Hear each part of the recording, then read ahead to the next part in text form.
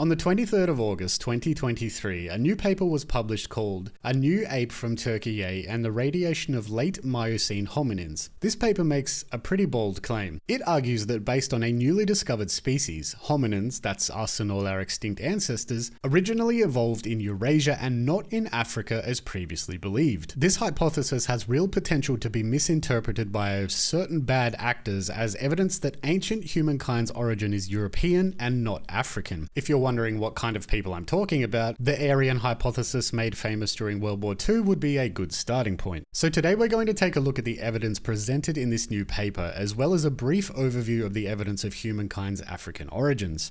As a disclaimer, while I am an archaeologist, which I feel makes me at least somewhat qualified to speak on these kind of things, we are delving into the realm of paleoanthropology, which is a highly specialized field. I also want to point out that I actually have no vested interest in the origin of humankind's ancestors. If the evidence says that our earliest ancestors came from Turkey, Europe, Africa, Asia, Australia, or the Americas, then that's what the evidence says. Having said that, this is an ever-changing field, and while I do take great care when making these videos, any outdated information, mistakes, or misinterpretations of the data are solely my fault. So let's get started.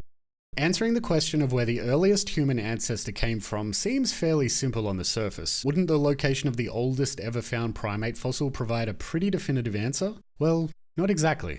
You see, the title of the oldest human ancestor depends on how we define human ancestor.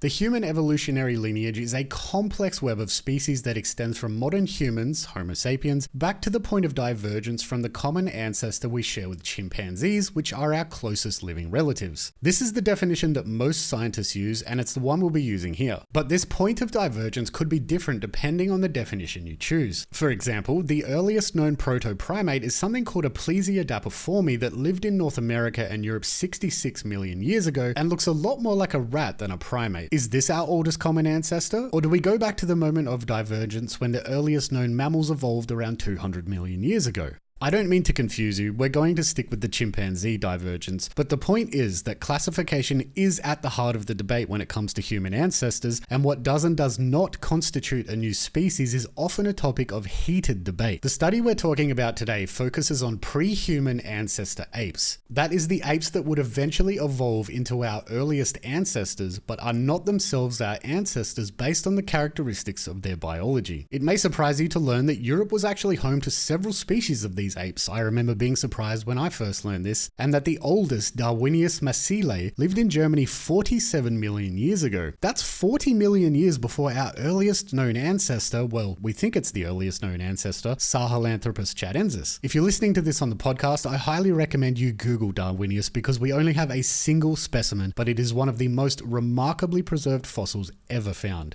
During the Miocene epoch, particularly between 23 to 5 million years ago when conditions were favorable, Europe was home to a wide range of apes. Some of the most well-known are Dryopithecus, which lived around 13 to 11 million years ago, had several species that spanned across Spain, France, Hungary, Austria, and Slovakia, and is believed to be closely related to modern great apes and humans. Organthopithecus, found in Greece and the Balkans, which existed 8 to 9 million years ago and shows some similarities with later hominins. And Rudopithecus, which lived in Hungary from 11 to 5 million years ago. The exact number of species and their relationships to modern apes are subject to ongoing research. As new fossils are discovered and older ones are re-evaluated, our understanding of Europe's ape diversity and how they are classified amongst themselves, as well as related to later African apes, constantly changes. However, it's important to note that the apes from the Miocene of Europe are generally not considered direct ancestors to modern humans, but rather closely related to the lineage leading to great apes, which includes gorillas, chimpanzees, bonobos, orangutans, and humans. You can think of these ancient European apes as more like distant cousins rather than direct grandparents. At the same time that these European apes were swinging through the ancient canopies, Africa was also home to early primates. Some of the more famous of these include Algerapithecus minutus that lived 50 million years ago in Algeria and, as its name suggests, was very, very small, weighing just 65 grams or 2.3 ounces. The proconsul, which lived in East Africa between 23 and 17 million million years ago and has monkey and ape characteristics that some people believe make it the link between the two groups. Moritopithecus, which lived in Uganda 20 million years ago and has sparked some pretty heated debate as to whether it shows very early stages of bipedalism, and Nakalapithecus, which lived around 10 million years ago in Kenya and is particularly interesting because it existed roughly at the same time when researchers believe the lineages leading to gorillas, chimps, and humans were diverging from our last common ancestor.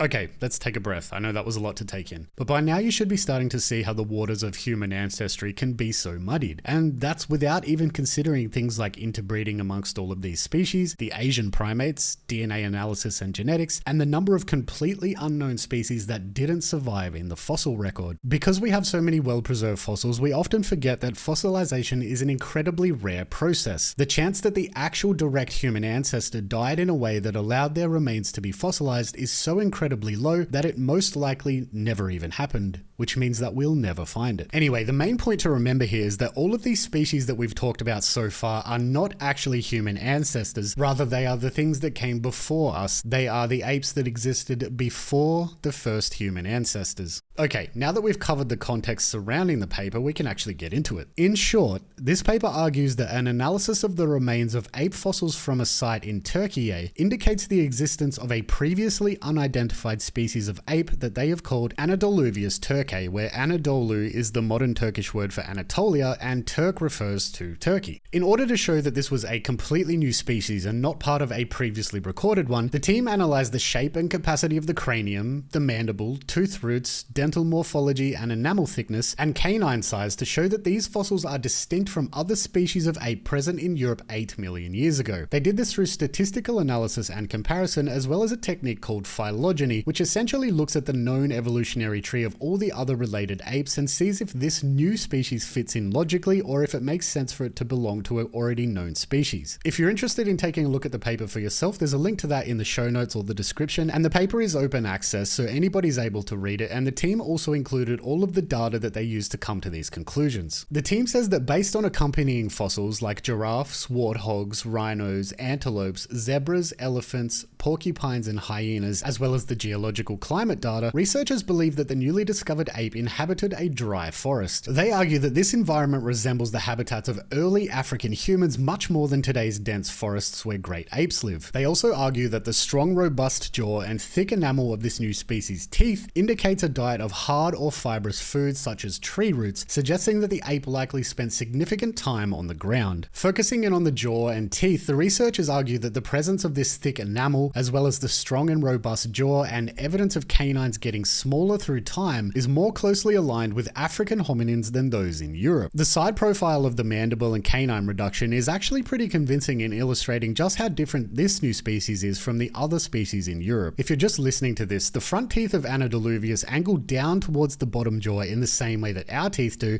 and the canines are smaller than those teeth in front of them, which the team argues is remarkably similar to what we see in ancestors that evolved in Africa such as Australopithecus. Comparatively, the examples of other European apes that lived around the same time show pronounced canines that extend down further than the front teeth, which also angle forwards between 20 and 45 degrees depending on the species. The presentation of Anadoluvius's mandible also highlights the sexual dimorphism in the species, with the male's jaw and teeth being significantly longer and wider and with more pronounced canines. The study does not identify difference in size, but states that Anadoluvius weighed approximately 50 to 60 kilos or 100 to 130 pounds, which is about the same as a male chimpanzee. In my opinion, the evidence presented in the paper seems reasonable. The conclusions made here based on the differences between skulls, mandibles, teeth, and the comparison with other European apes and African apes does seem to indicate that this is a different species, one that previously was not detected. But if this 8 million year old new species has more in common with apes found in Africa than it does in Europe,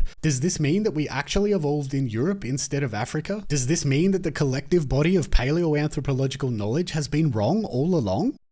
Well, no. And the team who wrote the paper even says as much themselves. David Began, who is a co-senior author of the study and a paleoanthropologist at the University of Toronto, emphasized that they are discussing the shared ancestor of hominins, not the specific human evolutionary branch that led to us. He said, and I quote, "The bulk of human evolution took place in Africa," end quote. Begun informed live science, and I quote, "It's also probable that the split between chimpanzee and human lineages happened in Africa," end quote. What their paper does seem to indicate, however, is that the oldest and most archaic fossils occur in West and Central Europe, and the youngest, most similar to our ancestor fossils, occur in the East. As far as I can tell, this has two explanations. Either there is an evolutionary pathway of oldest to more recent apes flowing from Western Europe to Eastern Europe, providing the possibility that the apes of Eastern Europe moved down into Africa at some point before 7 million years ago and eventually split off into our earliest human ancestors, explaining why this new species has features similar to those ancient ancestors in Africa. The other explanation is that the presence of fossils in Eastern Europe that are more similar to African apes is that African apes actually moved up from Africa into Europe. According to the team that wrote the paper,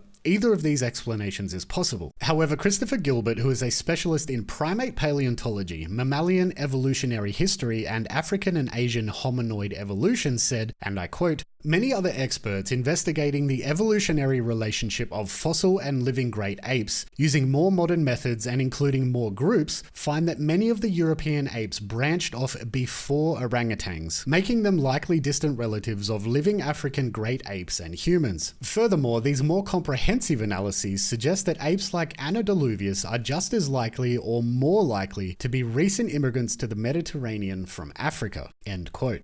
What he's pointing out there is that orangutans diverged from the human lineage between 12 and 15 million years ago, and that the apes in Europe diverged even earlier than that, meaning that if they do have any relation to African apes or us, it is very, very distant. My personal opinion is that I think the similarities that the new species shares with African hominins makes it more likely to have been the result of a migration out of Africa into Turkey rather than the reverse. If they'd evolve in Turkey, we should expect to find evidence of interbreeding penetrating further into Europe than we currently have evidence for. On the other hand, if they'd originated in Africa, their penetration into Europe would be more limited given that they would need to travel much further to reach the discovery location in Turkey. I also think that if you picture Africa and Europe as having a group of apes with equally distinct characteristics, it doesn't seem probable for the African group's characteristics to show up in Europe without contact from Africa. It seems more likely to me that those characteristics were inherited from African populations than they would be to have evolved separately in Europe. The exciting part about this new evidence is that it's very early days, and now that a new species has been identified, we can start to look at previous finds to see if there is in fact evidence of this new species in other places throughout Europe and Africa. As for the question of whether we evolved in Europe or Africa, the current evidence is unequivocal. Apes existed in Europe, Asia, and Africa for millions of years. Through environmental, cultural, and predatory pressures, the DNA of one of those species of apes in Africa began to mutate in a way that eventually resulted in the emergence of our first ancestor. We don't know exactly which species was the first, and we don't exactly know why it happened. We think walking on two legs played a key role in this change, and that the change to bipedalism may have been brought on by forests and jungles turning into savannas through climate change. This meant that climbing and swinging through trees was no longer the best way to get around, and instead they learned to walk.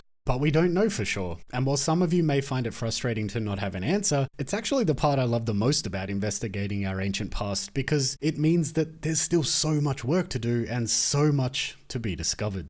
And that's where today's story ends. Thank you so much for listening. I want to give a huge shout out to the people on screen who support the content monetarily with a Twitch sub.